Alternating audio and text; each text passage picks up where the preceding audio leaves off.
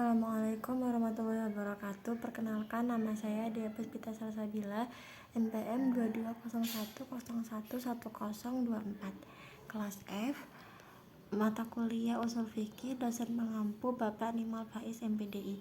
Di sini saya akan menjelaskan tentang memahami an-nasak dalam Ushul Fiqih untuk menuntaskan tugas remedial saya. Secara etimologi, nasak dipakai untuk beberapa artian, yaitu menghilangkan, melenyapkan, menghapus, dan memindahkan dari satu tempat ke tempat yang lain. Sedangkan pengertian menurut terminologi nasak yaitu menghilangkan hukum syara dengan kitab syara yang lain. Nasak mempunyai syarat-syarat, yaitu yang pertama, hukum yang dimansukh adalah hukum syar'i, dan yang kedua, dalil penghapusan harus menggunakan kitab syar'i yang lain. Nasak dibagi menjadi beberapa bagian, yaitu yang pertama nasik sari, yang kedua nasik dimi, yang ketiga nasik kuli, dan yang keempat nasik juz'i. Secara nasak juga dibagi secara bahasa menurut ulama, yaitu yang pertama nasak bacaan dan hukum, dan yang kedua nasak hukum tetapi bacaan tetap ada, dan yang ketiga nasak bacaan tetapi hukum tetap ada. Nasak juga dibagi menurut yang menasak dan yang dinasak, yaitu nasak sunnah dengan sunnah, yang kedua nasak sunnah dengan Al-Quran, yang ketiga nasak Al-Quran dengan Al-Quran, dan yang keempat nasak Al-Quran dengan sunnah. Ada beberapa pendapat ulama yang menjelaskan tentang nasak, yaitu tentang dari mutaqaddimin. Menurut mutaqaddimin, nasak yaitu berarti menghilangkan hukum syar'i dengan kitab syar'i yang lain. Sedangkan menurut mutaakhirin, nasak yaitu adalah guna membatalkan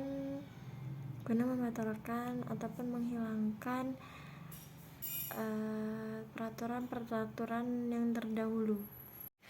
Ada 4 golongan yang mempunyai pendapat yang berbeda tentang nasak, yaitu yang pertama orang Yahudi, yang kedua orang Syiah Radifah, yang ketiga Abu Muslim Al-Asifani, dan yang keempat jumhur ulama.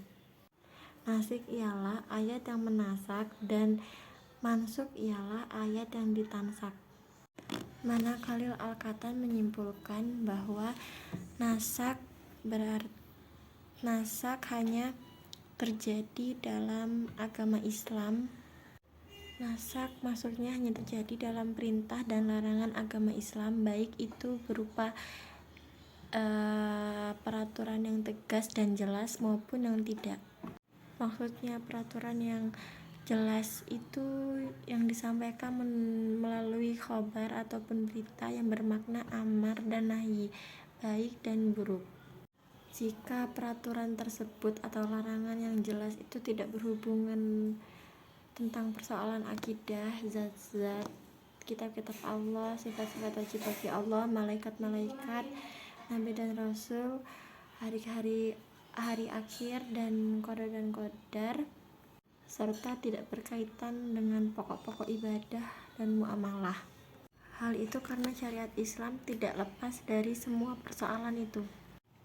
Menurut beberapa pendapat atau ulama yang menyimpulkan bahwa nasak itu terbatas pada ketentuan hukum yang datang di kemudian hari guna untuk mencabut atau menghilangkan hukum-hukum dengan menggunakan kitab syar'i dan ataupun berlandaskan dengan hukum syar'i.